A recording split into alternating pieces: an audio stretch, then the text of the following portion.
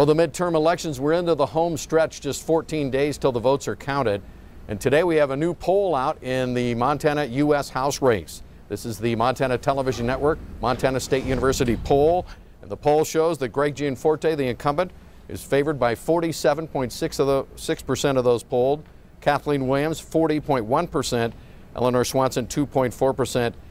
Don't know. The undecided's 8.6%.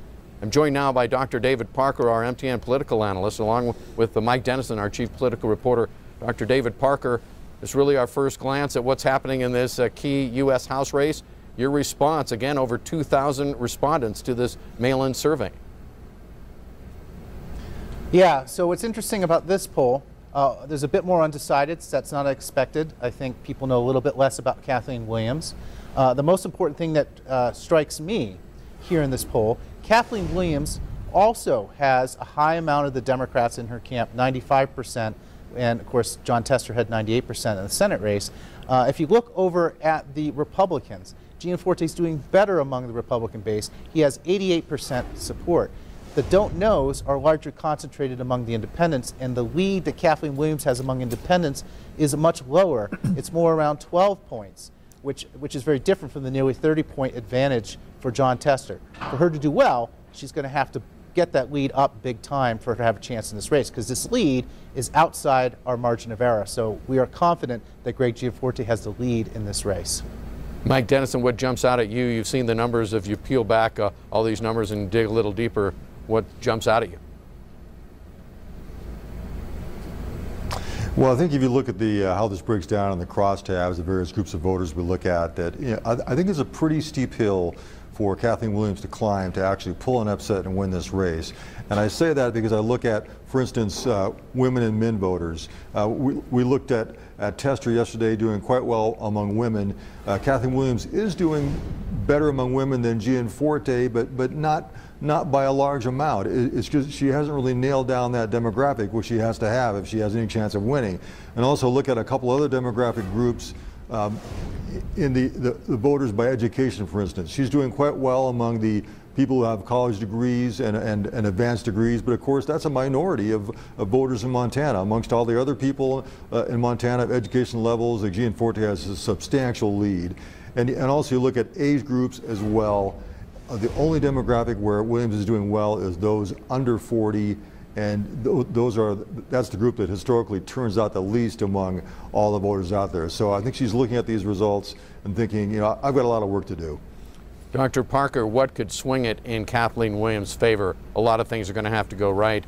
Just the president coming back and bringing up Greg Gianforte's assault on the reporter had to have at least energized her camp a little bit. What do you think? I think a couple things are key. First of all, remember the scenario that we have here.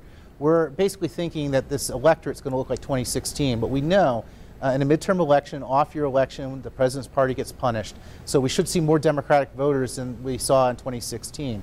So what Kathleen Williams is basically need to see is those Democrats need to show up, those younger voters have to show up. What's interesting to me is you look at married women. Now, 47% of them support Greg Gianforte, 40% support Williams, but 11% undecided. And I'm curious if the reason they're undecided is they're a little bit cool towards Greg Gianforte. And I think mentioning the assault and the advertising campaign that Kathleen Williams has on right now could perhaps move those voters into her camp. But Kathleen to win, everything's got to go right. She needs to have high Democratic voter turnout. She needs to have those independents move in her direction.